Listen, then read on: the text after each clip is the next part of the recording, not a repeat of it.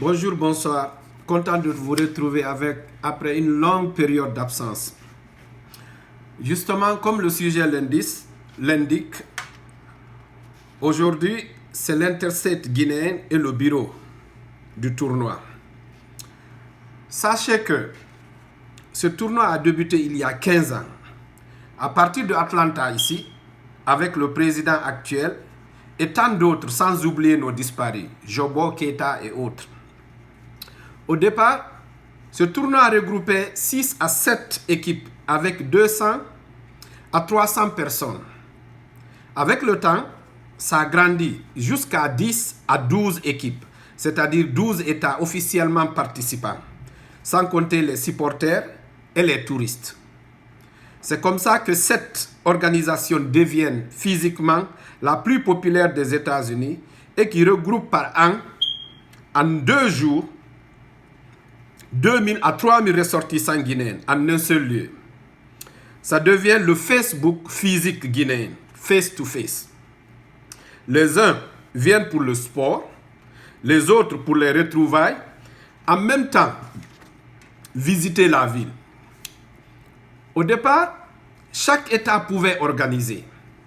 Mais après, le bureau a décidé, en commun accord avec les représentants des États, de choisir 3 États en vue de localiser ce tournoi pour une meilleure organisation.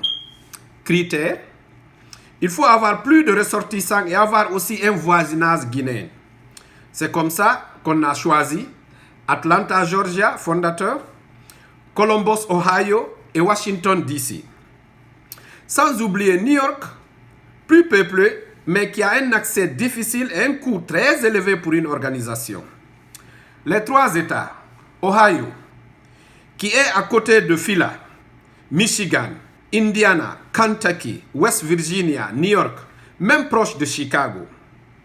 Deuxième État, Washington, D.C., capitale fédérale, qui regroupe Virginia et Maryland, qui est très accessible de New York, New Jersey, Delaware, Phila et North Carolina. Troisième, c'est Atlanta, qui est aujourd'hui jusqu'à aujourd'hui meilleur organisateur à cause de son complexe sportif et le soutien inconditionnel de ses résidents, qui regroupe South Carolina, North Carolina, Florida, Alabama et Tennessee.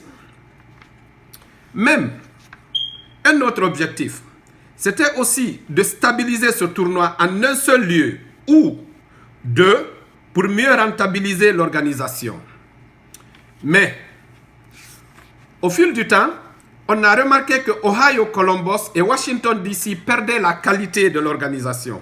D'où, certains États commencèrent à dire « Mais nous aussi, nous pouvons faire comme eux, et même plus qu'eux, si on organisait. » Et avec un nouveau président qui avait promis lors de son élection qu'il va donner la chance à tous les États d'organiser. Donc, c'est comme ça qu'on se retrouve à Memphis, Tennessee, ce début du mois de septembre. Maintenant, je crois qu'il faut poser sa candidature à temps et payer la caution de $3,600, $3,600, pour que la candidature soit acceptée.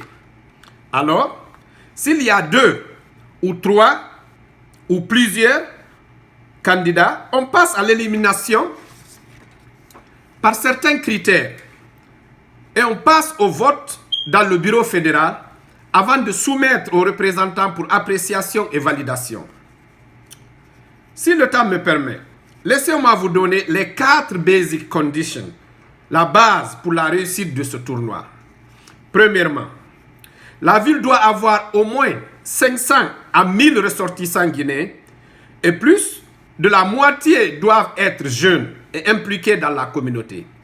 Deuxièmement, la ville doit être connue, renommée, accessible, c'est-à-dire avoir 3 à 5 lieux touristiques à visiter qui peuvent attirer les gens et avoir des vols directs venant des grandes villes.